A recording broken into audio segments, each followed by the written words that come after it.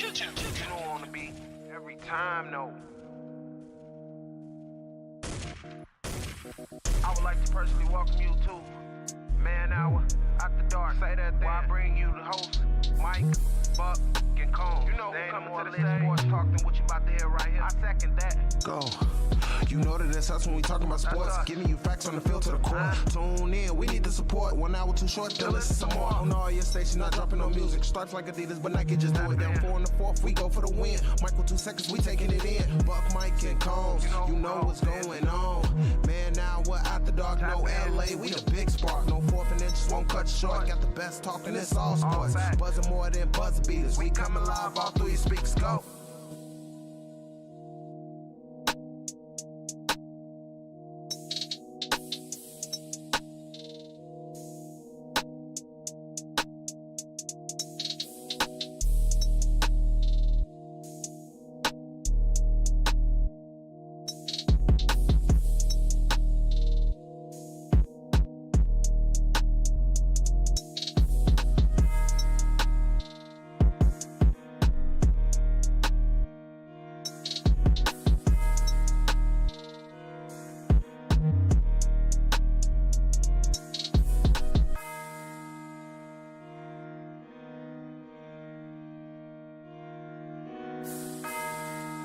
Check.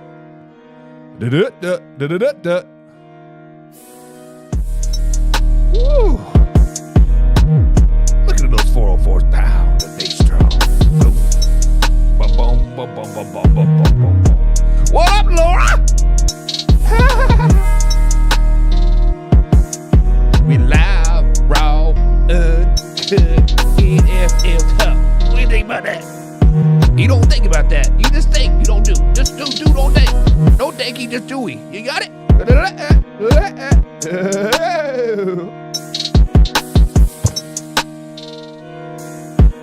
9, 8, 7, 6, 5, 4, 3, 2.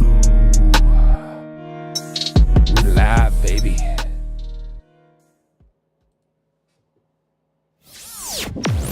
And now, Mike's Thoughts. Ladies and gentlemen, boys and girls, people of all ages, the NIL deals are broken in college football. College football is officially broken. Let's just be honest. Because when you go to a high school and you want to transfer, you got to sit out a semester before you're eligible to transfer into said school to play athletics. If you are in the NFL, you have some type of contract, whether it's 2 years, 5 years, 10 years, whatever it is. You are in some type of binding contract. However, on the college landscape, back in the day, if you were to transfer from said school, you would have to sit out almost a full year unless some hardship happens, right? A hardship, death of the family, sickness, whatever, coaches leave, that type of thing. Now in college football, if you aren't playing, let's say you're with Alabama, you are the backup. You just aren't playing. You're wasting eligibility. You're doing this, you're doing that. You can play, hey, I'm out of here, deuces, and you can go over to Kentucky and play that next year. If Ohio State's only paying you $50,000 a season to play football, but then Oregon's ready to pay you $80,000 a year to play football, you can be like, deuces, I'm out to make more money over here. Guys, college football is broken. It is broken. They need some type of contract. They need some type of binding contract saying, hey, you're here for 2 years. You're here for all 4 years. And if you don't play X amount of plays, X amount of minutes, whatever, then you can go, right? Guys, I am all for college athletes being paid. I am all for people getting money off of their name, image, and likeness. I am all for it, right? But once NIL came into college football, it has become a business. And at the business, you have contracts, you have lawyers, you have this, and that, right? Right now, it is free game in college football. Right now, it is just a wild, wild west out there, and they need to fix it right now. It is not going to be the NCAA that is going to fix it because they are getting a lot of Benjamins out of this whole deal, right? It is going to take some type of new NCAA, whether it's the Big 12 joining with the SEC or the SEC joining with the Big 10, some of these major conferences are going to have to join together and make basically the NFL what it comes down to.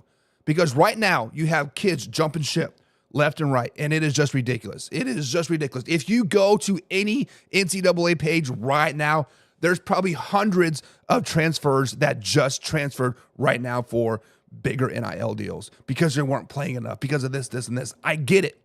Money is money. Playing time is playing time. But at the end of the day, you have to have some type of contract. Cue that intro.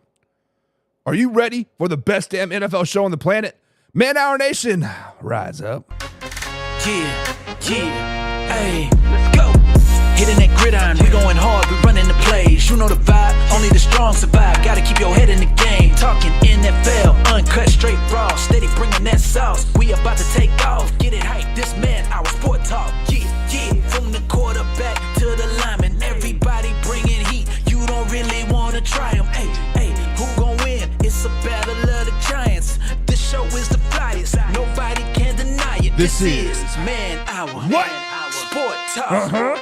Man Hour. Okay. Sport Talk. What team you reppin'? We keep it interesting. Who caught another down? Who got that interception? This is Man Hour. What? Sport Talk. Man Hour. Sport Talk. What team you reppin'? We keep it interesting. Who caught another down? Who got that interception? Let's go.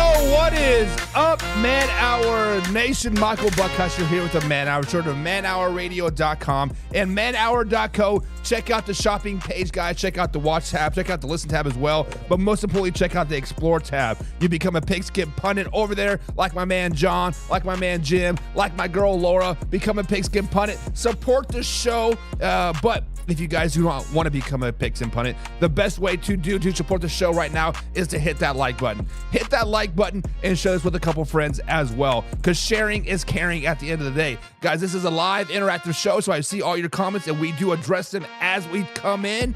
But we do got a great show for you guys live today. It is Friday edition. And I restarted my computer. But we are going to be talking about the Steelers taking on the Ravens. Who needs that game more? Who really needs to win? Are the Pittsburgh Steelers a legit threat in the AFC? Are they a legit threat? Can the Ravens repeat in going into the AFC Championship game? And then, of course, we got about 45 minutes like in the show later, we got Factor Crap. We got the Denver Broncos. We're going to talk about this. The biggest Fugazi team out there, hands down, or is it Factor Crap at the Denver Broncos? And then the New York Jets, they're starting to lose players left and right. Garrett Wilson wants out.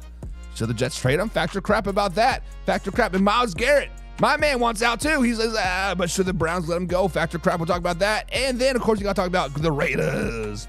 Aiden O'Connell has said he's good to go, and he expects to be started against the Jaguars this weekend. So should they?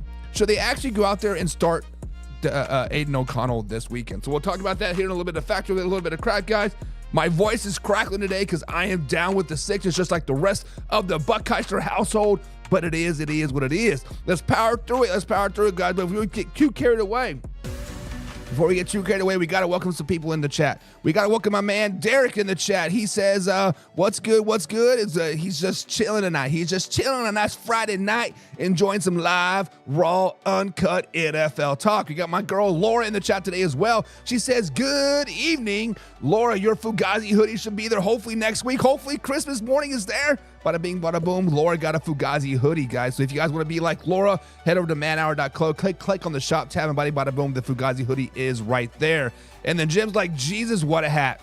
Hey, man, you got to get in the spirit, dog. You got to get in the spirit. Christmas is 5 days away, 4 days away now. Actually, what, you got Saturday, Sunday, Monday? I guess you can still count 5 days, whatever. But it is nearly Saturday. You got like 3 shopping days left. So, Jim, me and you are men out there. Get out there and get some shopping done, man. Get out there and get some shopping done. Laura says, what up, Buck? Nothing. Living the dream, trying to get over this sickness. I've been listening too much to Disturbed, and I'm down with that sickness. And Jim says, imagine that. You add money and distort and convolute something good into something evil and corrupt.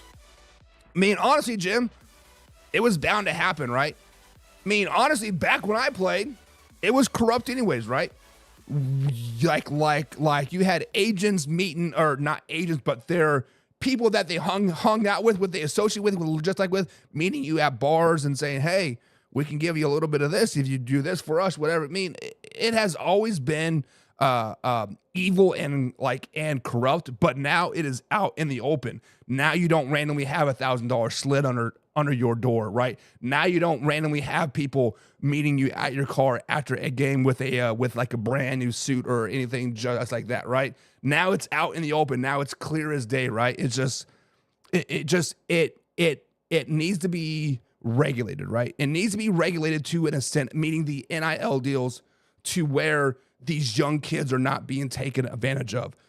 Actually, here in Kentucky, right? It actually was Vanderbilt. So Nashville, Tennessee, their quarterback just won a court battle versus the NCAA, saying that his JUCO college years do not count towards his eligibility in the NCAA, because technically the national JUCO, which is separate from the NCAA, should not count. So, guys, now JUCO colleges don't. If you go the JUCO route, those years that you're playing in JUCO do not count towards your eligibility now. So now we're going to see 25, 26, 27-year-old seniors getting all this NIL money, killing people, and it is very, very corrupted and very just, I guess, evil, right? It's just stupid.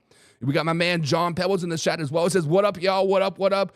John, hope you're having a grand old Friday, man. Thank you for being a Pigskin Pundit and all the support that you do. David Nazar's a top fan here, says, "My Chargers are badass." Slow it down, baby. Slow it down, baby. The Chargers beat the Broncos. Slow it down, but we will talk about that. We will talk about that. And John says the Ravens-Pittsburgh game is a trap game for Pittsburgh. It's not a trap game. I can tell you that right off the bat. It is not a trap game. And Laura says the Ravens need it, but the Steelers will win it. Well, guys, let's go ahead and talk about that. Let's go ahead and talk about this Ravens versus the Pittsburgh Steelers game here. But before, guys, I want you guys to click on the subscribe button below. If you're on Facebook.com or at YouTube.com, click on the subscribe button below and become a Pigskin Pundit. Be like Laura, be like John, be like Jim, Casey, John, Drew, and guys, and become a Pigskin Pundit. It helps the show more than you will ever know. But with that being said, let's get into some Steelers versus Baltimore Ravens talk here. Let's get on with it. So as you guys know, this is a very, very big game, honestly, for both teams. So they go to battle. They go to battle Saturday afternoon, 4:30 here on the East Coast for round number 2. The Steelers did win the first round, and the Steelers currently are sitting at 10-4 on the season. The Baltimore Ravens guys are sitting at 9-5 on the season. If the Steelers win, they can lock up the AFC North. If the Ravens win, the NFC North title is still within reach, right? It is still within reach. So we got to ask this question, guys. When you look at the Baltimore Ravens taking on the Pittsburgh Steelers on Saturday afternoon, who needs this win more? Who needs to go out and show us to the world that, hey, we can compete with these guys. We can beat these guys. Who needs it more? Now, when we look at the Pittsburgh Steelers, guys, they have probably the tougher of the two remaining schedules. They play the Chiefs on Christmas Day, and then they play the Cincinnati Bengals. A Bengals team that still has fight left in them for the playoffs. If the Bengals win out and the Broncos lose out, the Bengals are in the playoffs. So they are playing for the playoffs lives. It's going to be a very, very tough game for the Pittsburgh Steelers on that final, I think, January 5th game. The Pittsburgh Steelers offense is not very good, right?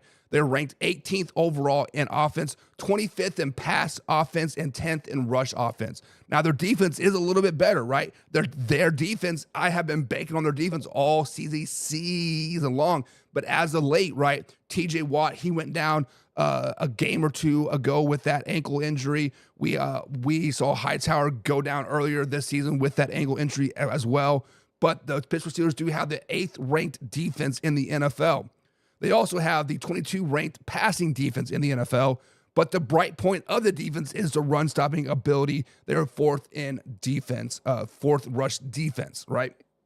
And then A lot of the measuring stick games with the Pittsburgh Steelers and the other teams that we will be talking about tonight is how do they stack up against playoff-bound teams, right? Teams that are potentially going to go into the playoffs.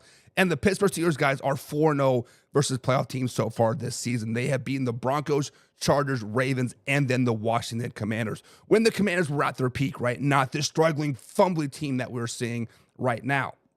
Now, on the other hand, the Baltimore Ravens, they do have the easier of the two remaining schedules. They do play the Texans, not a walk in the park, but a very, very beatable team. And then they play the Cleveland Browns that are basically buying for that number one overall pick to end the season here. Like I said, it is not as tough as the Steelers, but it is still tough, right? The Texans are still a playoff-bound team, and the Browns are still the Browns, and they are a divisional opponent. The Browns that which beat the Baltimore Ravens earlier this season.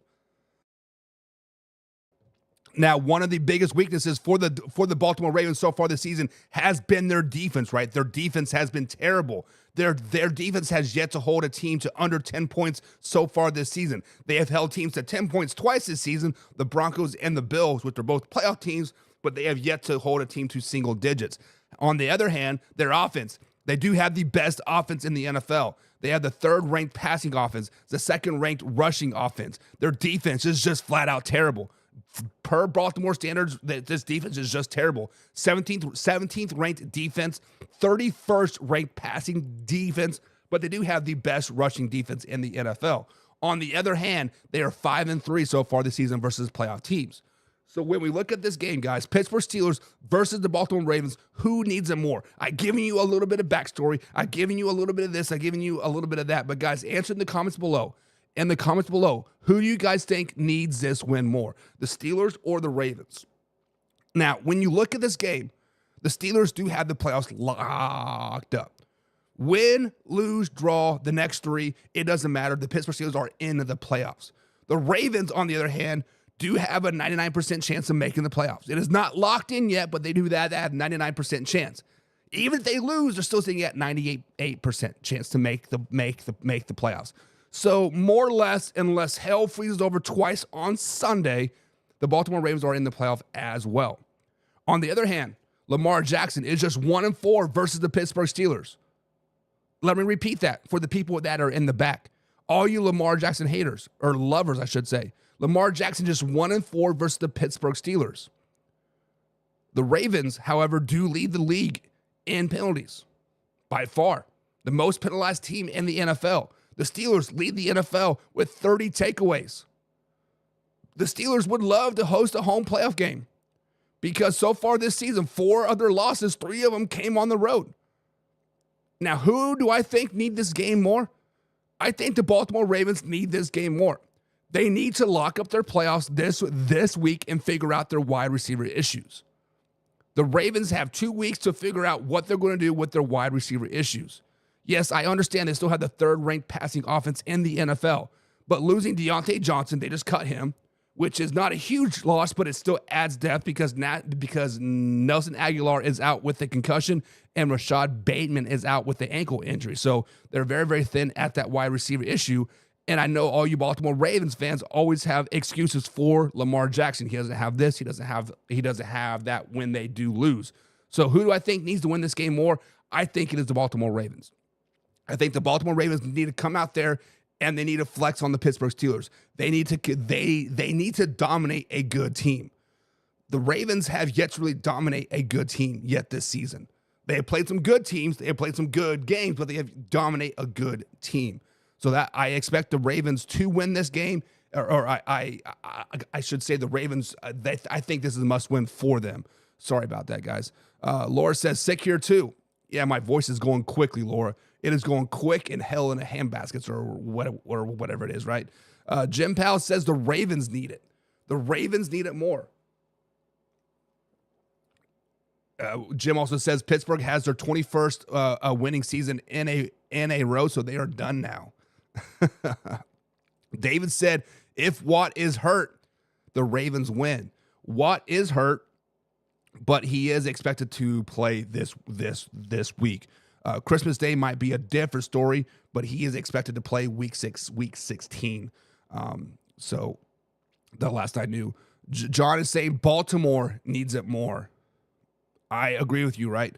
I agree with you on that, John. Josh Olson says the Ravens win at 23-18. So Josh is also saying that the Ravens need it more, right? Everybody's saying that, hey, the Steelers, they already got the playoffs locked up. They already know their faith, right? It's either 3rd seed or 5th seed. So the Ravens need it more. Jalen Nelson's in the chat. What's up, Jalen? He says, yes, they do. Go Baltimore. Go Baltimore, go Baltimore, go Baltimore. Derek says the Pittsburgh needs it more.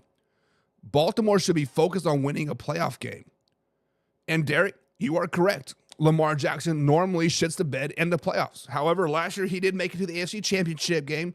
He did win that one game and got there. So maybe the monkey is off his back. Maybe he can finally start winning in the month of January. But to be determined. Laura says definitely the Raiders. Sorry, the Ravens. Definitely the Ravens. The Ravens need it more. Everybody's saying the Ravens, right? Everybody's saying the Ravens. Jalen says, will the Baltimore Ravens lose against the Steelers because of Justin Tucker? Listen, the Pittsburgh Steelers have yet to find the end zone on a consistent basis week after week after week, right? The Steelers field goal kicker wins them a lot of games. Can't think of his name right now, but he has won them a lot of games. However, Justin Tucker has lost the Baltimore Ravens three games. Hell, he could have lost all 4, honestly, just like the last 4. Maybe the bye week and the success that he had against the Giants, maybe that has got Justin Tucker out of his funk, right? But with that being said, I do not think it is going to be a field goal type of game. Now, a field goal that he missed maybe in the second quarter could change some play calling in the third and fourth quarter. Like you go for it on 4th and 1 from like their 40 instead of kicking a 50-yarder, that type of situation. But I don't think Justin Tucker will cost them the game. This game, kickers are all mind cases, right? All kickers have talent. All kickers can go out there and kick, pop can off of the top of a field goal post 10 out of 10 times. It's all in the head, right? It is all a mental game at this point. So Jalen, I do not think Justin Tucker will cost him the game, unfortunately. Matt Castle's in the chat says, what do you think about Josh Allen? I think he is the MVP, Matt. I think he is a MVP quarterback this season. John says, man juice to the rescue. I've been using emergency and liquid IV for the last 2 weeks, or for the last 2 days, I should say. And it's just been crazy. You might want to put some more squeak in that voice. It is going quick, guys. It is going quick. I'm not even going to lie to you guys. It is going quick. Jim Powell says you need some Big Jim's 2-ball tonic. Kurz ails you. Alrighty. We'll see. Andrew's Paradise says, go Pack go. Division games are always tough. Home team wins whoever it is. That's not true, Andrew. That's not true, because if I remember correctly, the Browns beat the Steelers. Was it? No, that was at Cleveland. So I guess maybe you're right for the AFC North so far this season. The home team has been successful so far this season, unless you're the Bengals. But yeah, maybe. But go Pack, go! I got a cheesehead right there, buddy. Got a little cheesehead. Oh, he says I meant in the Ravens-Steelers game. Yeah. So the Steelers. So it's the Ravens, right? So the Steelers are playing at the Ravens this week. Jalen says Baltimore shooting lost against the Cleveland Browns. Not for sure what you mean by that, Jalen, but they did lose to the Browns. John says warm saltwater gargle. John, I know you like warm salty stuff in your mouth. You can gargle that warm salty stuff all you want. But yeah, I have actually already done that. Excuse me, guys. Yeah, I know. All right, guys. So we talked about who needs it more, who really needs to get down and get some wins in there. But let's talk about the Pittsburgh Steelers. Are they a dangerous team in the playoffs? Can the Pittsburgh Steelers win a playoff game or two this season in the AFC playoff picture. Now, if you guys have been following the Man Hour for a while now, you know that my Super Bowl pick has been the Pittsburgh Steelers taking on the Philadelphia Eagles. However, I may want to maybe kind of recant that a little bit. Maybe, just maybe, I'm not believing so much in the Pittsburgh Steelers anymore. But let's answer this question, guys. Are the Pittsburgh Steelers a dangerous team in the playoffs? When we talk about dangerous, we mean, can they win a wild card game? Can they compete in the divisional round? Can they make it to the AFC championship game? Are they a dangerous team in the playoffs? And the Pittsburgh Steelers contain two of the ingredients to win a championship. The two ingredients that you need to win a championship is to play good defense, which they have the 8th ranked overall defense, and they need to rush the ball, which they had the 10th ranked rushing offense. So they play good defense and they run the ball well. They have all the tools in place right now, guys, to make a deep playoff run. When you have the 8th ranked defense, yes, passing defense kind of sucks, 22nd in passing, but the AFC, all the home teams are going to be cold weather, windy teams, right? If you got to go to Buffalo, you're going to have to be dealing with that 40-mile-an-hour wind and snow. If you go to Kansas City, you're going to have to deal with that swirling wind.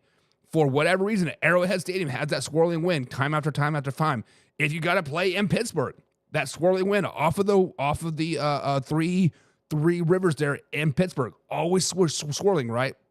So passing is not going to be very, very big numbers, big yardage through some of these teams, right? And then the 10th ranked rushing defense. Sorry, the 4th ranked rushing defense. Man, my mind is all over the place. They can stop the run. So they're going to force you to pass. Guys, the simple fact of the matter is that the Steelers are a very, very dangerous playoff team.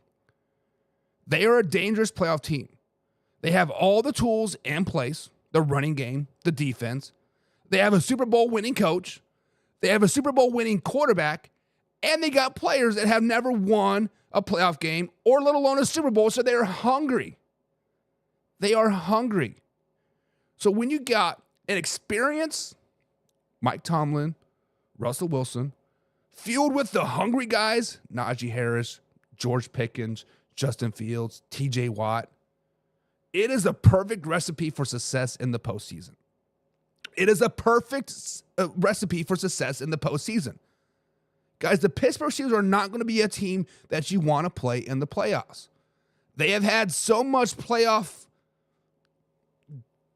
disappointment the last 4, 5, 6 seasons, right? Hell, they haven't won a playoff game since was it 2012 or something like that? I don't remember exactly. But they have had a lot of playoff disappointment. You get a home playoff game versus potentially the LA Chargers? Yes. They're dangerous, guys. So what do you guys think? Are the Pittsburgh Steelers dangerous in the playoffs? Can they make a legit AFC championship run? I got to say yes. Laura says, if you can handle honey, that helps too. I use local honey for my cough and sore throat. I use local honey for my allergies all season. So yes, we do a lot of honey, a lot of honey and hot tea around here. Josh Olson says, only if Pickens comes back healthy and Watt is healthy. George Pickens is going to be out this game versus the Ravens yet again for some rest, right? TJ Watt will get his rest. So George Pickens and TJ Watt should be at least 90% going into the playoffs. Plus, Highsmith is out. Highsmith is back, right? Preston Smith's been getting a little playing time, getting his ears wet with that new defense. They're dangerous, guys. They're dangerous.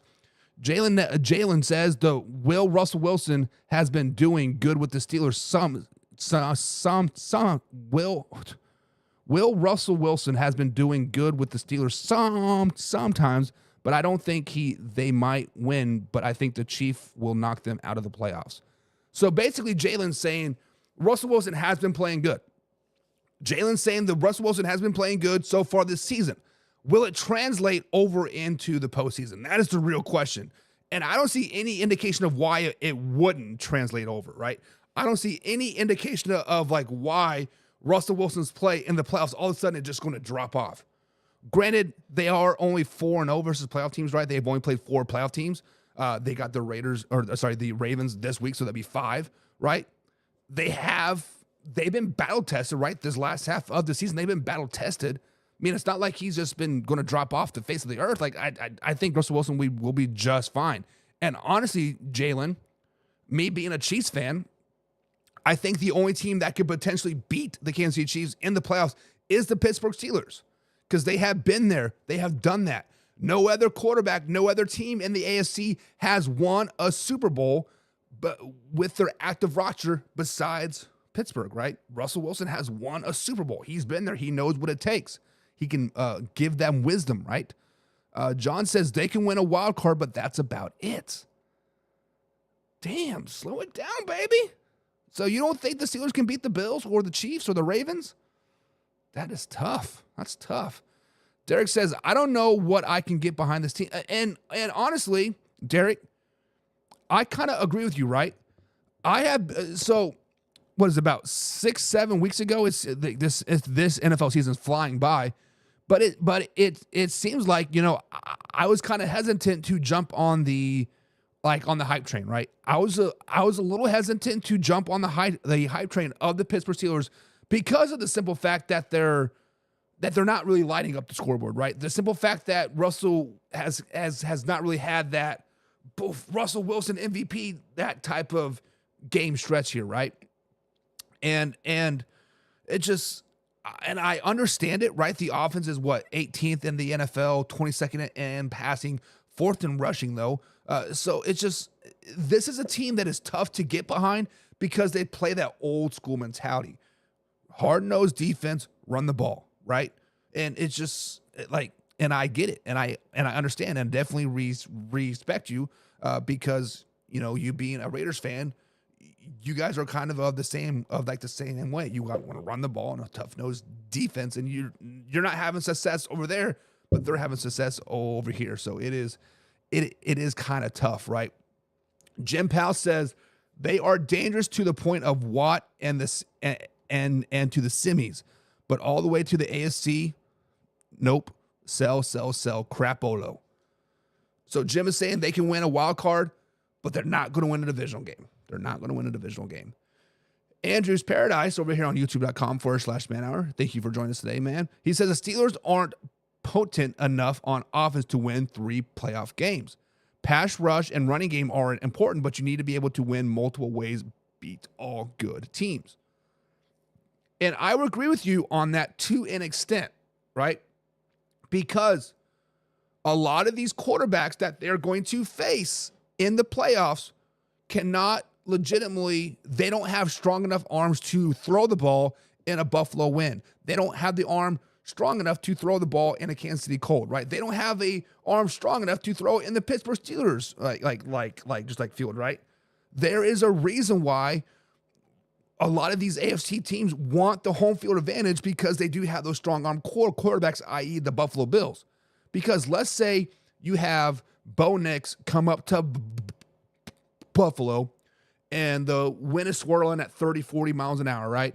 Josh Allen can throw the ball in that. He will put it on a dime. He can throw it in that all day long. Bo Nix simply cannot. He does not have the arm strength. He does not have that power. So they're going to rush the hell out of the ball that particular game. They're going to shut it down because the Buffalo Bills have one of the best rush defenses in the NFL. Justin Herbert does have a strong arm. Has he ever thrown in wind? No. Patrick Mahomes does have a strong arm. Has he thrown it in 40-mile-an-hour wind BF4? No. So rushing the ball is going to be very, very key in these playoffs, especially when the Buffalo Bills get the number 1 overall seed. It is going to happen. The Super Bowl is going to go through Buffalo, and you're going to have to battle with that crappy weather up there. It is what it is. You have to run the ball and play defense. John says, here's the question. Pittsburgh versus Chiefs. Who wins? We will talk about that on Tuesday, John. We will talk about that on Tuesday. John says, I will tell you one win in the big pursuit cat fight. Cat fight. Alpha Rob says they beat everyone except for the Buffalo Bills. So Alpha Rob's saying the Pittsburgh Steelers are the second best team in the AFC. They can beat the Chiefs. They can beat the Ravens, Chargers, Buffalo Bills, Houston Texans, just not the Buffalo Bills. Slow it down, baby. Slow it down. You might be right. I think you might be right, though. Like Alpha Rob. John says Wilson is mainly average. Playoff shows leaders. And Russell Wilson is a leader. He has gone to the Super Bowl, man. He has gone to the Super Bowl. Derek says, if they win the Super Bowl, does Mike Tomlin step down a winner? There's been rumors that Mike Tomlin might get traded, right? There's been rumors that Mike Tomlin's been retiring for the last 3 or 4 years. And honestly, what other greater feeling than it is to win on top, right? But then on the other hand, you got to look at your roster. Like, hey, these guys are still pretty young. I'm not that old. We see Bill Belichick, 80 years old, coaching. We see Andy Reid, 72 years old, coaching, right? We see people coaching, like just out there. So it all depends on how the playoffs go, right? But I can't answer that question. I don't know. Me personally, I would say no. I wouldn't. Why? I'm the greatest coach of like all time. Why walk away? I'm just saying.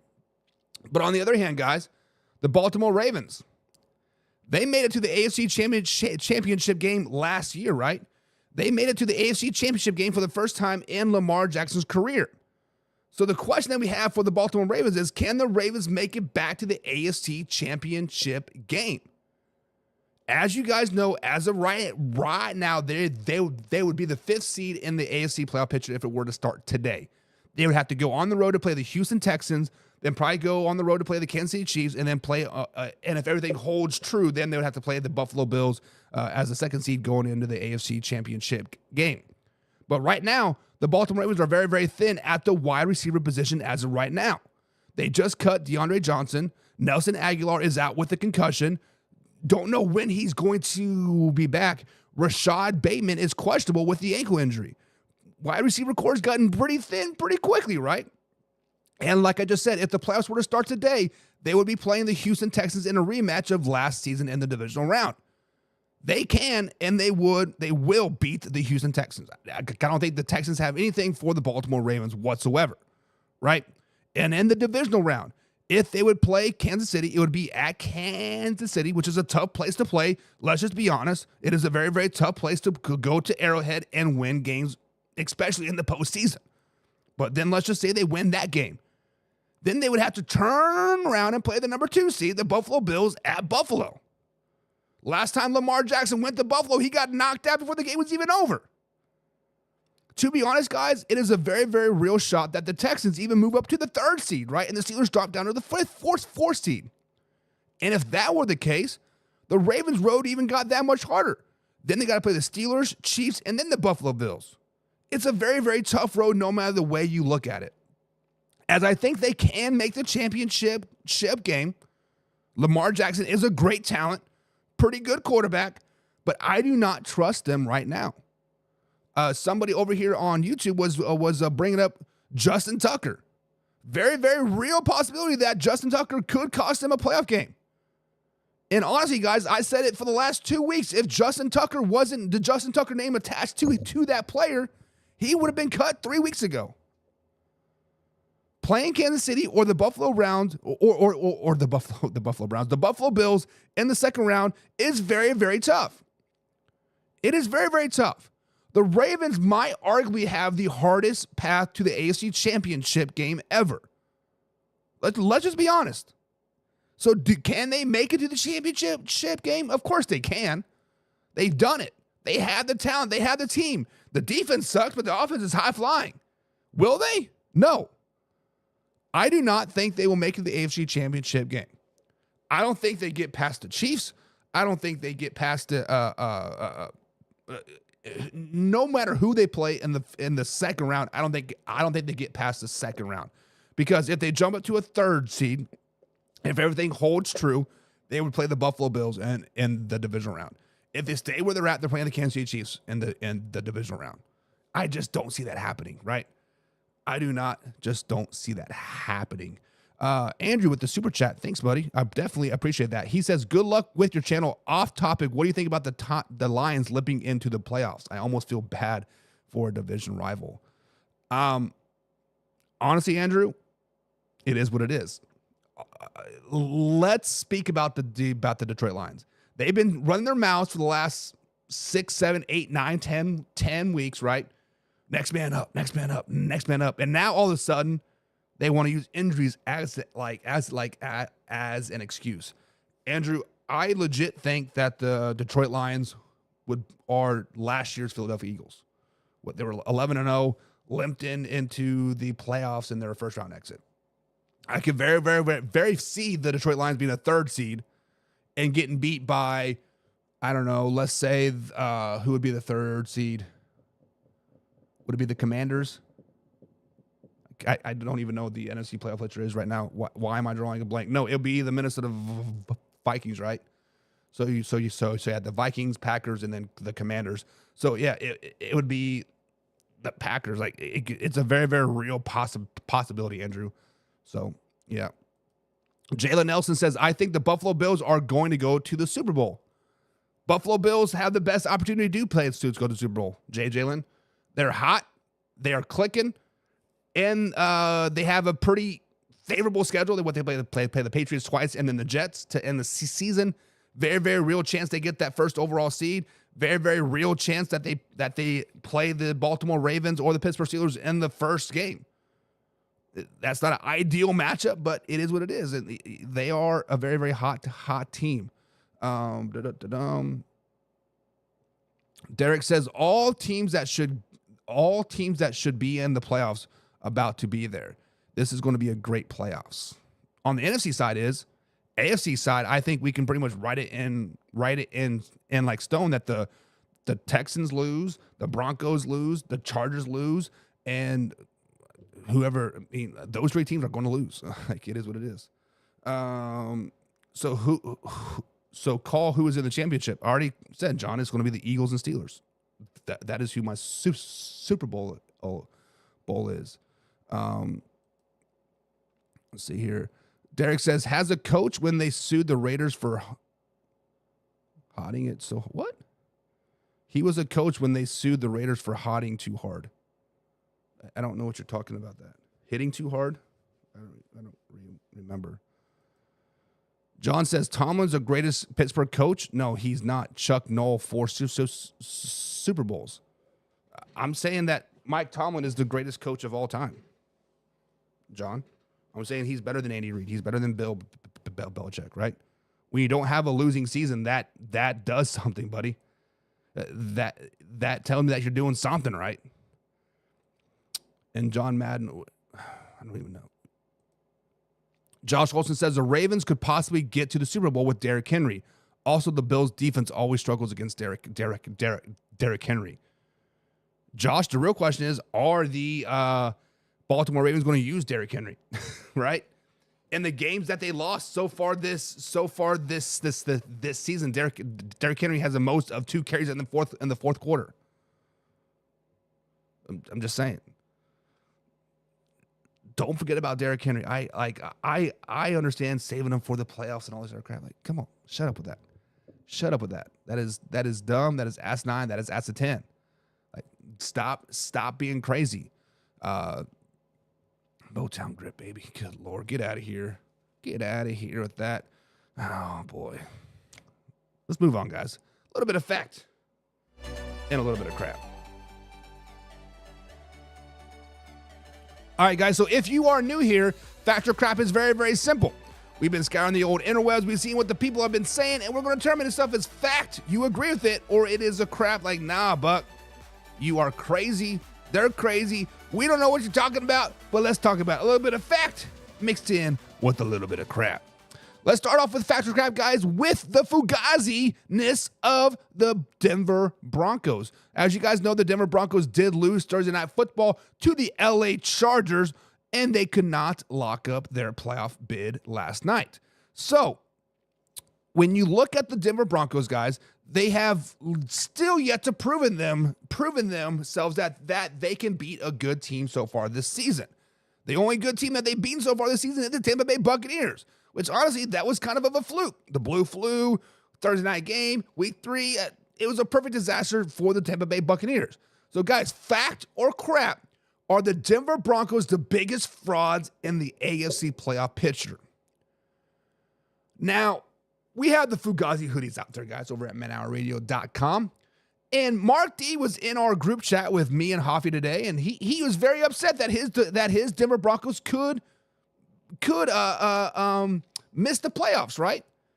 Because the Broncos missed their chance of not only beating a team with a winning record last night, but they missed their chance of locking up their playoff spot. Now, guys, the Denver Broncos have a very, very real chance of missing the playoffs. Let me repeat that for the people in the back. The Denver Broncos, guys, have a very, very real chance of missing the playoffs.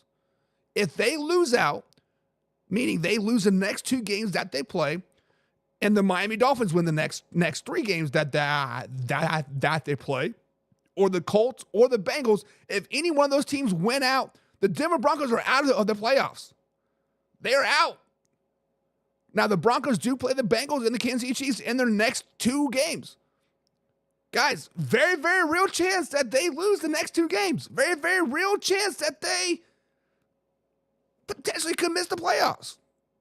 And as I said, right, the Denver Broncos are 1-6 against winning teams so far this season. Their lone win coming to the Tampa Bay Buccaneers back in week 3.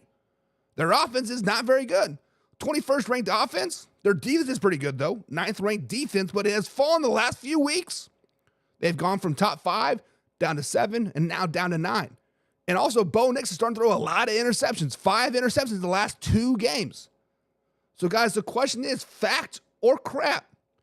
Are the Denver Broncos the biggest frauds in the AFC playoff race? I have to say fact, guys. I have to say that the Denver Broncos are the biggest frauds in the AFC playoff race. On their 4-game winning streak, they beat the Falcons, not a playoff team. They beat the Raiders, not a playoff team. They beat the Browns, not a playoff team. They beat the Colts, not a playoff team. Hell, and if you want to play the what if aspects of those games, right? What if the Browns did not play Jameis Winston in that game? The Broncos probably lose that game. There's not those 5 interceptions where the hell it was. What if JT holds on to the ball into the end zone for the Colts? The Colts beat the Broncos in that game. Let's just be honest, guys. I understand that you guys are going to go back to the block field goal versus the Kansas City Chiefs.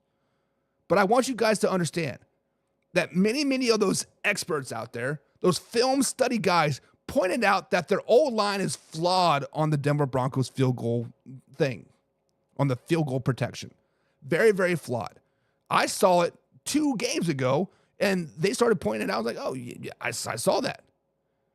Like I said, their one good win so far this season was week number 3 versus the Tampa Bay Buccaneers on Thursday Night Football. Week 3, after the Tampa Bay Buccaneers played the Detroit Lions. Oh, by the way, do you guys remember the Blue Flu? Yeah, the Buccaneers played the Lions the week before, beat the Lions, and then come back on a Thursday. The Blue Flu is a real deal. Guys, it is a fact. The Denver Broncos are the biggest fugazis, the biggest frauds. The Broncos are just not very good, guys. They are not very good. So, guys, in the comments below, fact or crap, are the Denver Broncos the biggest frauds in the AFC playoff picture? John is saying, and I'm saying you have taken too much cold medicine. I have. I've been living off of NyQuil the last few days, John. I'm not going to lie. Andrew's Paradise says the greatest Steeler ever is Ed O'Neill. Not wrong. Not wrong. And Fugazi, I love it.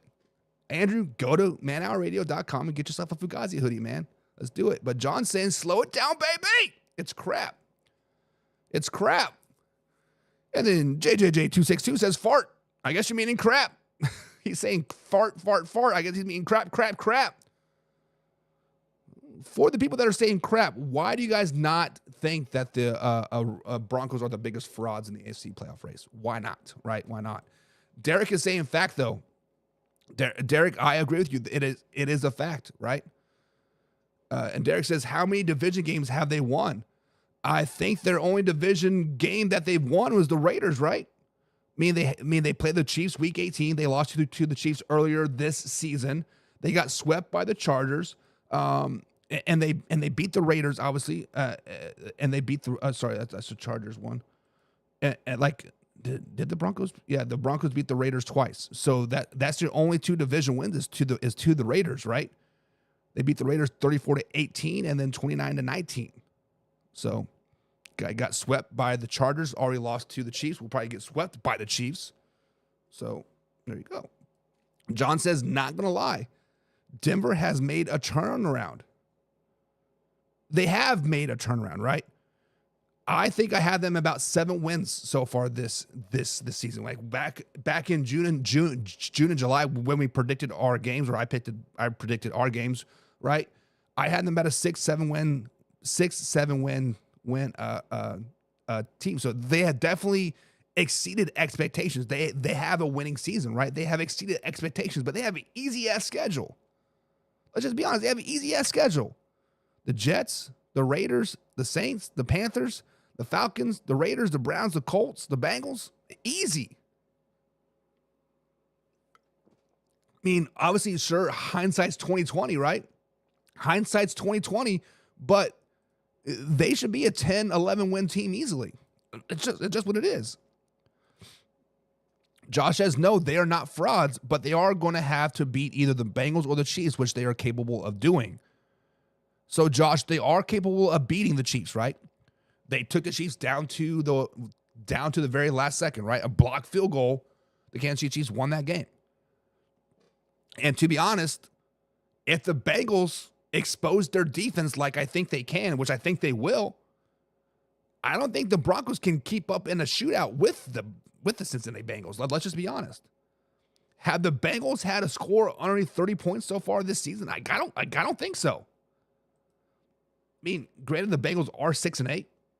They are playing for the playoff lives, but let's look at the points that they scored the last 6 weeks here. 37 versus the Titans, 27 versus the Cowboys, which is a fluke game, right? Let's just be honest. 38 versus Steelers, 27 versus the Chargers, 40 versus the Ravens, 41 versus the Raiders. Like, they put up numbers. Yes, the Broncos have put up some numbers too, right? But I don't think they can do it consistently. Andrew's Paradise says, fact, they are the biggest frauds. And I agree with you, Andrew. I agree with you. And John says, it is crap because Kansas City are the biggest frauds. Just trying to poke that bear, aren't you there, bud? Just trying to poke that bear. Andrew says, Broncos are going in the right direction, but not anywhere in the playoffs. And honestly, Andrew, you are correct. The Broncos have shocked everybody, right? They had that $60 million dead cap hit on Russ's salary this year, and then was it $40 million next year or something crazy? But Sean Payton, I thought after last season he was dead in the water. I'm like, Broncos got finessed in this deal, like a 10-year, $120 million deal plus a first round pick. Like, they got screwed. But Sean Payton has definitely turned. He's inserted his culture, his brand into this team. Now, maybe 2 years down the road, not next season, but the year after that, maybe they can come in and start to compete, right? Like, legitimately for a Super Bowl. Derek says their Super Bowl wins were all on defense and running backs. And their defense is there. Running backs are suspect, right? Now, if you just watch the first quarter of last night's game versus the Chargers, you're like, whoa, okay, this Denver team can rush the ball. But you watch the whole season, the entirety of the season, don't look at stats, but actually watch it. Their running backs are not very good. Running backs are not very good. And Laura says, man, I wish Kay was here.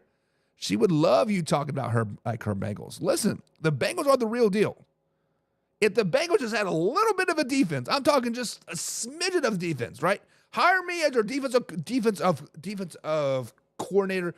Always do an all-out blitz, because we're not stopping anybody. Anyways, let's get pressure on Bo Nix. Let's just pressure him. He starts to panic. He starts to dribble down his leg a little bit, and bada bing, bada boom, like let go, right? And John says Bo Nix played decent last night. He did play decent in the first quarter, John. Bo Nix put up fairly good stats, right? He put up good stats. But look beyond the stats. Watch the game, John. Sit there and legitimately watch the game. He was, 29 for 40, 263 yards for 2 touchdowns. But that was a lot of that in fourth quarter, like when you start padding those stats. Or it'd be the second quarter, I should say, not the fourth quarter, second quarter. I don't know. I don't think the Broncos are very good. But guys, fact or crap, are the Denver Broncos the most false team in the AFC? I think it is fact. That's fact. Andrew says, hot take alert. He says running back stats are actually old line stats. Andrew, I would agree with you to an extent. Because sometimes a good running back makes a terrible offensive line look pretty decent. And there's also times that a running back makes a great offensive line look pretty bad, look pretty average, right? Let's take the Chicago Bears for an example.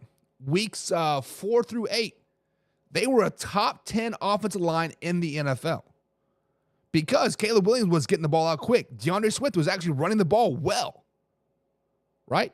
Making a lot of people miss, doing a little bit of this, doing a little bit of that, zigzagging right. Now, where are they ranked? 32nd. It's not that they're injured. It's not that they got a brand new running back in there, they got a brand new quarterback in there. They're just not very good. I mean, I can see what you're trying to say, and to an extent, I agree with you. But sometimes running backs just will their way into making the offensive line better, right? How many he throw in 2-minute drill passes? I don't know who you're talking about, John. Don't know who you're talking about. But moving on. Garrett Wilson, my man from the New York Football Jets. Garrett Wilson has come out and said that he may want to be traded this offseason. He said this offseason we're going to have a real sit-down conversation and discuss my future with the New York Football Jets. And when you look at the New York Football Jets, guys, they have been nothing but a dumpster fire the last few seasons. Let's just be honest. And now their star receiver, Garrett Wilson, wants to be out? What? So, guys, that's the question. Fact or crap? Should the Jets let Garrett Wilson seek a trade and go for a rebuild? Do they need to trade him off and go for a rebuild? When you look at the New York Football Jets, guys, they finally got their first win in a very, very long time last week, improving the season on 4-10. 4 wins this season. Woof. Barn burners, watch out, baby. Wilson, when you look at Garrett Wilson, he was a 10th overall pick back in 2022. So far this season, he has 933 yards receiving, which is 13th in the NFL, has 6 touchdowns. However, he does only have 84 catches so far this season, which is tied for 156 in the NFL. The Jets did trade for Devontae Adams back on October 15th. Many people thought this was going to be great for Garrett, Garrett, right?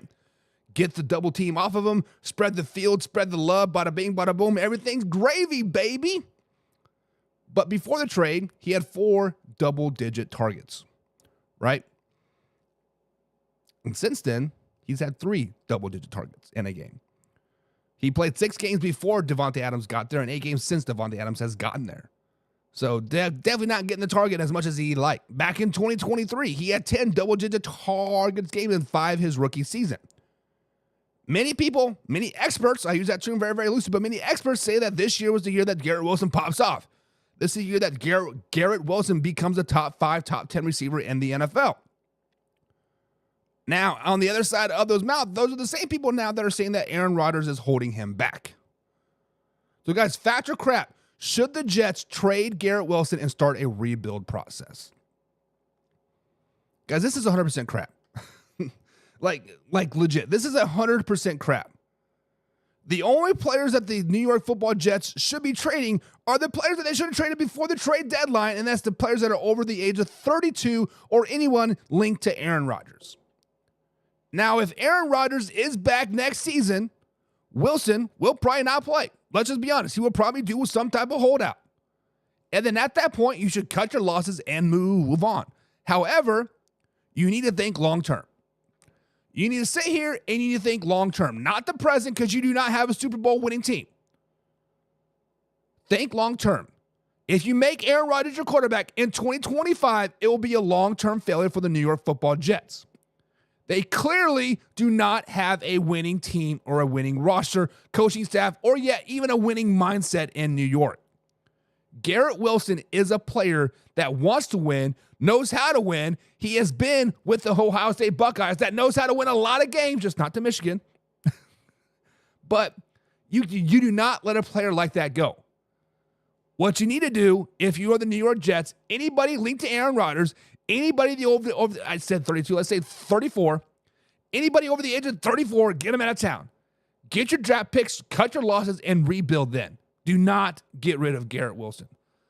But guys, fact or crap, should the Jets let Garrett Wilson go and continue and start a rebuild? I'm saying crap. What are you guys saying? What are you guys saying? Alpha Rob over here on youtube.com/manhour says, fact, they can get something for him and rebuild. Like, he is third year. This is a third year. He'd be going on to his fourth year, Alpha Rob. And legitimately, looking at his stats, looking at his performance, you are not going to get a first-round draft pick out of him. That's just what it is. He was a 10th overall draft pick back in 2022. Based off his stats, based off his performance right now, you are not going to get a number one overall draft pick for him or a first-round draft pick for him, period. We saw the wide receiver market this trade deadline, right? Amari Cooper, a fourth round. DeAndre Hopkins, a fifth round, right? Fourth, that could go up to a fourth round. Deontay Johnson, which is now cut, sixth round. Like the receiver market is just not as high as it used to be. So, like, what do you expect to get from him? Like, that's the real question. Derek says, if Aaron Rodgers wants to coach quarterbacks, why stay for a guy that doesn't throw your way? Exactly. That is why I said the New York Jets need to cut all ties with Aaron Rodgers and anybody associated with Aaron Rodgers, meaning Devontae Adams, meaning Randall Cobb, meaning, of course, MVS is now in like in the Saints, but anybody that Aaron Rodgers wish list back last year in 2022, 2023, get him out. Get him out. And John says, along with the other half of the Jets. Andrew's Paradise says, crap. I agree with you, buddy. Crap. Spooner Man over here with the little make-believe Spider-Man says the Bengals are making the playoffs. Would not shock me, Spooner Man. Would not spock me. Panthers are making the playoffs. No, they're not. Get out of here. But John says, fact. They need to trade Garrett Wilson. What do you guys expect to get out of Garrett Wilson? Like, legitimately, what do you expect to get out of him? Yes, he had 1,000 plus receiving yards last season. This year, he should be able to break 1,000 yards. He needs 70 yards in two games, or 3 games actually. But like, what do you expect to get out of him? I just don't see it. Spoonerman said Jets are making the playoffs. Maybe in 2028 they could potentially do that. Andrew's Paradise says I'm just speaking facts. John says all have more than 8 years in a second rounder. All more than 8 years second rounder. You're not getting a second round pick for Garrett Wilson. Third round maybe. Derek says Adams is a coach killer and a general manager killer. Is he though? I don't think Devontae Adams is that type of person. Aaron Rodgers, however, not too wrong. Derek says, and expect the quarterback to be gone this season. Aaron Rodgers should be gone. He's terrible. Aaron Rodgers should be 100% gone. I don't remember who it was last week or 2 weeks ago. They're saying, hey, Aaron Rodgers is top 10 in every offensive stat category. Use your eyes, buddy. Use your eyes. Aaron Rodgers is just not that good. I mean, he could have been. He could have gone down the greatest of like all time, right? But he's just hanging on a little too long. Andrew Paradise says, as a Packers fan, I will always have a place in my green and gold heart for Aaron Rodgers. But man, I'm glad we moved on when we did. And honestly, Andrew, I don't know if it's the Achilles is just not like he pushed it a little too hard to try to get back last season. maybe it mean like, yeah, it was healed and you can play on it and you can function, but maybe it didn't get enough flexibility in it. Maybe it didn't get enough give. Just something's not quite right with Aaron Rodgers. And it might be the age, but I feel everything's pointing toward the Achilles, honestly. It's just like, why did you try to rush so back to get back to prove the haters wrong or whatever, right? But maybe you hurt yourself long term. I don't know. Spooner Man says the Jets won't do any better without Rodgers, but they have. With this same roster, just last season, they were 7-10. The year before that, with pretty much the same roster, they were 7-10. With Aaron Rodgers this year, they're 4-10. Now they could potentially somehow go 7-10 again. I would love it if they went 7-10 again, knocking the Buffalo Bills off their mighty pedestal. I would love this, Spooner Man. But I just don't see it happening, baby. I just don't see it happening. You need to slow it down. Slow it down, baby. Derek says, Jets fans stand tall on their team. I want to see them compete. I mean, honestly, the Jets probably do have one of the most loyal fan bases out there, right? I would say the Chiefs, the Jets, the Raiders, the Lions, Packers, Bears probably had the most loyal fan base, right? And I agree with you on that. Also, the Cleveland Browns. Speaking of Cleveland Browns, Myles Garrett said he wants to continue to play with the Cleveland Browns next year until he retires, but also in the same breath, in the same sentence, he says he does not want to be a part of the rebuild. Now, the Cleveland Browns do have some good parts in place and can compete next season. They have done it before, right? But guys, fact or crap, should the Cleveland Browns trade Myles Garrett and start a rebuild process? Should they get out there and start to do a rebuild process? When you look at the Cleveland Browns, guys, they are in cap hell. Let's just be flat honest. They are in cap hell over the next few seasons with Deshaun Watson's contract. If Deshaun Watson doesn't play or he gets cut or released by the Cleveland Browns, it's a $200 million dead cap hit next year. The salary cap is $260 million. I just want to put that out there. Next season after that, it's like 150, and the year after that, it's like a 90 or 47 million or something. It's a lot of money. It's a lot of money. And so far, let's just be honest, they have already started trading off some of their old heads with big contracts, i.e. Amari Cooper, Jadarius Smith. They're trying to get ahead of the storm. They're trying to get some draft picks to build for the future, right? But when you look at the Cleveland Browns, on the other hand, even though they are in cap hell, even though Deshaun Watson has yet to play a complete season or more than 10 games, right? Last season, they were in the playoffs. They were in the playoffs last season. Yes, they lost to the Houston Texans in the first round, but they were in the playoffs. I still think the Cleveland Browns do have a team that they can compete. Will they win a Super Bowl? Probably not, but compete, yes. So with the Watson contract that you have, you have to win right now. When the Cleveland Browns signed Deshaun Watson, they were in a must-now situation, right? Must-now situation.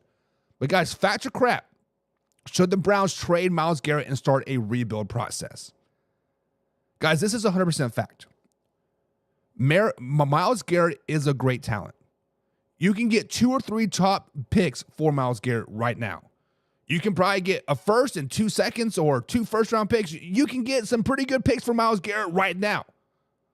Every goal for a team in the NFL is to win a Super Bowl, just not to make the playoffs. If your goal is to make the playoffs, you are set up for failure from the start. And if you want to build a Super Bowl team in Cleveland, it has to start now. It has to start by trading Myles Garrett. It has to start by this rebuild process now. Get through this Deshaun Watson dark days. Get through that and build for the future. In 4 years, have that Super Bowl caliber team. But guys, fact or crap, should the Browns trade Myles Garrett? Andrew's Paradise is saying fact. I agree with you on that, Andrew's Paradise. I agree with you. Alpha Rob says fact. They should trade Myles Garrett. Hell, I honestly thought I honestly thought they were going to do it this season to the Detroit Lions. Like, for something in my gut, I thought the Detroit Lions were going to go after Myles Garrett and actually give them the 2 first-round draft picks. We're like, we'll handle for Jadarius Smith, which is still a good pickup. Like, don't get it twisted. But I thought they were going to pull the trigger on Myles Garrett. That would have been dangerous. That would have been scary. Right? And John says, crap. Myles Garrett isn't going nowhere.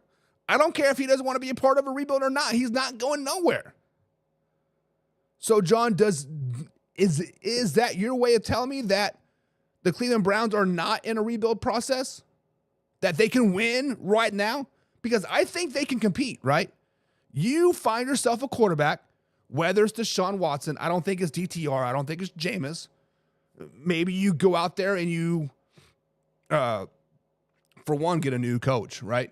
I don't like their coach that they have. James, that is usually here on Man Hour, doesn't like their coach at all either, right? James, Frank. Get a new coach, and then get yourself a quarterback that can compete, right? And whether that quarterback is Deshaun coming after that shoulder injury, whether it's a quarterback like Trey Lance or Cooper Rush, people that are out there that could be viable stop-gap fill guys. What do you think, man? Spooner Man says that the Browns get George Pickens, they go 17-0. I don't think receiving is their issue. It's their quarterback play. Is the quarterback play is the issue. Derek says that guy is Cleveland. He is, right? But sometimes business is business, Derek. Sometimes just because I love my iPhone 14 here, right? Even though the screen's cracked up there and, I still get all my alerts and text messages and all the people talking shit over here on Facebook.com//Man Hour. I see it all. But at the end of the day, if I can upgrade to an iPhone 16 and you're giving me money for my iPhone 14, why not? Why not? Business is business. Me and this iPhone 14, we've gone through a lot. We've gone through a marriage. We've gone through two kids. We've gone from our Facebook page, going from 100 followers to 25,000. Like, we've gone through a lot. But at the end of the day, upgrade's upgrade, baby. Right? John says, but I would trade Tyree for him. Tyreek Hill for Myles Garrett. That'd be kind of weird. Andrew's Parasite says, unless the Browns stumble into a quarterback, they need to rip the Bandit off and trade Myles Garrett. I don't know what the Browns draft picks are looking like this season. I've not dug that far into it, but I feel like they still owe the Texans another first-round draft pick for Deshaun Watson, if not a second-round draft pick. Quarterback class this year is not very good or very deep at all. So you're going to have to be looking at some type of free agent, right? Whether it's Taysom Bagent. Might be a nice little pickup. Maybe it's Gardner Minshew. I don't think Gardner Minshew is a starter, but he could be a good gap fill guy. Maybe it's Trey Lance. Maybe it's Jimmy G. We forget that Jimmy G is still in the NFL, uses steroids and everything. Maybe it's Jimmy G. Hell, maybe it's Matthew Stafford. He's a free agent next season. I'm just saying. And John says they have no defense without him, but they do. Their defense is still pretty good, right? They still got Newsome the second. He is pretty good. They picked up the guy from the Kansas City Chiefs. His name's slipping my mind right now. Thornhill, right? They got Juan Thornhill still. They got James Houston still. They still got a pretty good defense. Devin Bush. Yes, Myles Garrett is the best pass rusher in the NFL. Yes, Myles Garrett is one of the top defensive players in the NFL. But sometimes you got to take a step back to take steps forward. It is what it is. Another super chat from Andrew says, are the Texans good? I can't figure them out. Andrew, I don't think the Texans are very good. CJ Stroud has not thrown a second half touchdown since week 6. Wrap your head around that. He has not thrown a second half touchdown since week 6 of this NFL season. And they are so up and down, right? They remind me of the Minnesota Vikings. They play up to their competition, but they also play down to their competition. Let's flash back to the Detroit game. What, it was 28-3 going into halftime or something crazy just like that? Or no, it was like they had a attempt. They had it was 23-10, right? And they just forgot, like, oh, we have to play a second half still. That's kind of weird. This is what I think about the Houston Texans. I think the Houston Texans overachieved so much last season that they fail to understand what their flaws are. Their flaws are that their offensive line is terrible. They're just CJ Stroud's getting sacked and sacked and sacked again. What's the New York Jets? He got sacked like 8 times. Like, it was just, their offensive line is terrible. Stephon Diggs was masking that, right? Because when you have a talent like Stephon Diggs out there, he was not putting up the numbers. He was not putting up crazy stats, right? But he was not allowing defenses to put 8 guys in the box. He was not allowing you to double team Tank Dell or the other receiver slipping mind right now. But Stephon Diggs was that X factor that kind of masked a lot of bad things that have happened with the Houston Texans. And since he has gone down, that masking has been gone, right? That masking now is CJ Stroud kind of folds under pressure, and that's what teams are doing, is they're pressuring the Houston Texans. Nico Collins is being double teamed, and he was out for 3 or 4 weeks with that hamstring thing, right? And their defense, right? They are healthy, but they're not very good. I love Will Anderson. I love Danielle Hunter. I like the Tutu guy, right? They have good names out there, but for some reason they're just not meshing well. And when I talked about them 2 days ago, previewing the Kansas City Chiefs game, my goal for them was to see or find a complete game. Let them play a complete game, because they have not played a complete game since they played the Dallas Cowboys back on Monday Night Football. 5-6 weeks ago. And that was when the Dallas Cowboys were freaking terrible. Since then, the Cowboys have turned it around a little bit. But I'm just saying, they're not very good. But, man, definitely thank you for the super chat. Definitely much appreciated. But speaking of much appreciated, the Las Vegas Raiders. Las Vegas Raiders, guys. Aiden O'Connell has come out and said, hey, I'm good to go, coach. Put me in, coach. Aiden O'Connell says he has been good to go, and he is assumed to be starting versus the Jacksonville Jaguars this weekend. As you guys know, Aiden O'Connell was named week 1 starter, was been benched, got back in there, then got injured, and now he wants back in there to reclaim his starting spot. But guys, fact or crap, should the Las Vegas Raiders keep Aiden O'Connell on the bench and see what they have in Desmond Ridder? So, guys, fact or crap, should the Raiders keep Aiden O'Connell on the bench and see what they have in Desmond Ridder? With that being said, Aiden O'Connell so far this season has a 63% completion percentage, 899 yards passing, 4 touchdowns to 3 interceptions. Flashback to his rookie year, 62% completion percentage, 2,200 yards passing, 12 touchdowns to 7 interceptions. Now, I think Aiden O'Connell is a good stop-fill quarterback or a backup quarterback. I just don't see him as a franchise quarterback, right? I don't see him as a starter moving forward. I just don't see it. I said this last summer. If Aiden O'Connell is your starting quarterback for the Las Vegas Raiders, you're going to have problems, and they're now 2-10 on the season, right? With that being said, in Desmond Ridder's first start of the season last weekend versus the Atlanta Falcons, he had a 60% completion percentage for 208 yards, 1 touchdown to 2 interceptions. He was also sacked 3 times in that game. The last interception was the Hail Mary in the end zone, so can we really count it? It is what it is, right? So far this season, he has played in 3 other games this season for the Raiders, but it was all late game plug in time because Gardner Minshew and Aiden O'Connell just were not doing very, very good. Now, When Desmond Ridder played for the Atlanta Falcons last season in 2023, his rookie season, it was his sophomore season, he had 64% completion percentage for 2,800 yards, 12 touchdowns to 12 interceptions.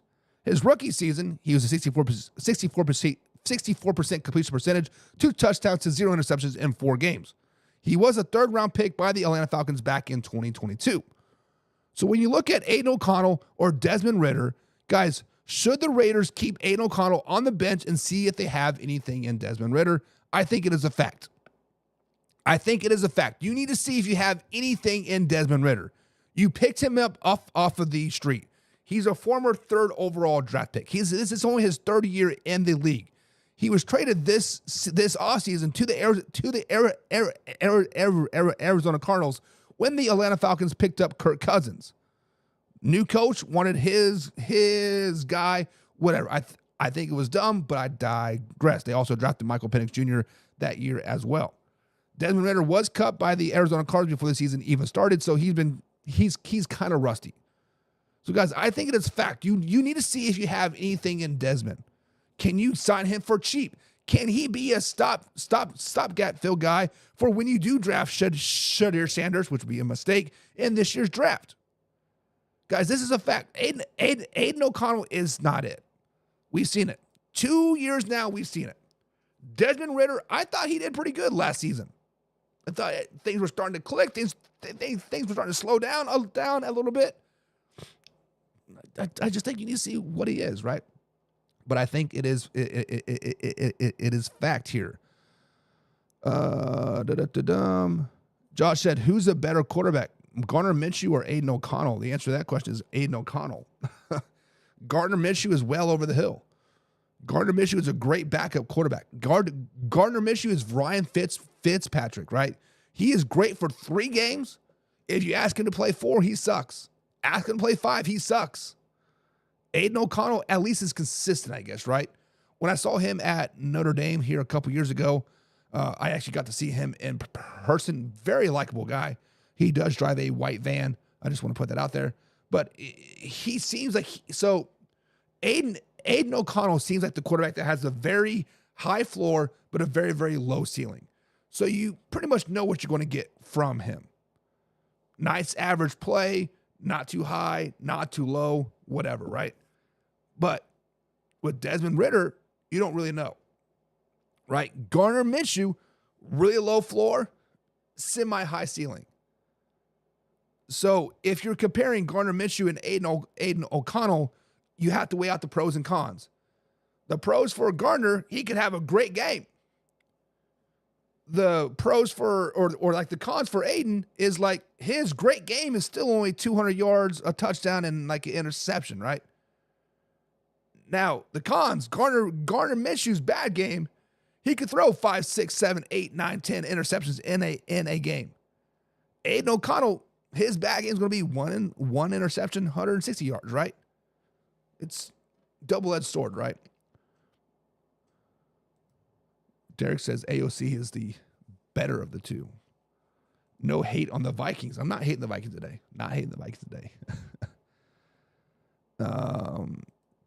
Derek says, fact, Ridder should have been given a chance to earn a second spot on another team due to the draft. Aiden O'Connell's a great second team. So, Derek, if I remember correctly, Desmond Ridder was traded for Rondell Moore, both Louisville guys, which is crazy. Louisville area guys. He got cut by the Cardinals, and then he was picked up by the Seattle Seahawks in the practice squad, if I remember correctly, but he was cut from them as well. So he has had opportunities. He just hasn't had a chance to shine yet, right? Andrew's Paradise says, fact, but it's only see who your stopgap is going to be, not for your quarterback of the future. Exactly. So obviously, I think everybody is saying that the Raiders, or all the experts like Hodge and Mel Kiper and Mike Miller and like all those guys, they are saying that the Raiders are going to draft a quarterback. Many of them are pointing towards Shedeur Sanders, which is a mistake, but whatever, right?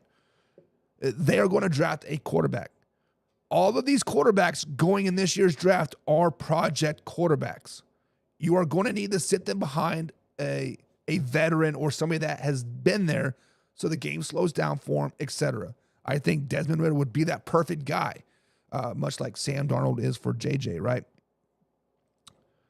Derek said, Minshew benefit from college trade. He was the third behind Hurts, Wentz, and had the most passing yards. Yes. Minshew is a white Jameis Winston. Is this crab stealing Jameson or the found Jesus Jameis? Like, that's the real question. Because crab stealing Jameis is a dog. I like the 50 touchdowns or the 30 touchdowns and 50 interceptions. Like, whatever, man. No risk it, no biscuit, right? But now Winston's just bad. Winston is just bad, guys. But, guys, that is going to be it for today's show. My voice is shot. It is Friday. It is Friday night. We'll be back tomorrow with the Toxic Crew. We got Mark and Hoffy on the Toxic Roundtable, guys. We'll be breaking down Week 16. Of course, we'll already have the Chiefs and Texans playing, and then the Ravens and Steelers will be playing both in the afternoon on NBC and Fox, those respective games. So we'll be back tomorrow, guys. Hopefully my voice is better, but we have Mark and Hoffy here. Hopefully we figured out the technical issues from last time. But until then, guys, live, raw, uncut NFL talk every Monday through Saturday, 9 p.m. East Coast time, right here at manhourradio.com, youtube.com/manhour, and of course, facebook.com/manhour. Until again, guys, we out.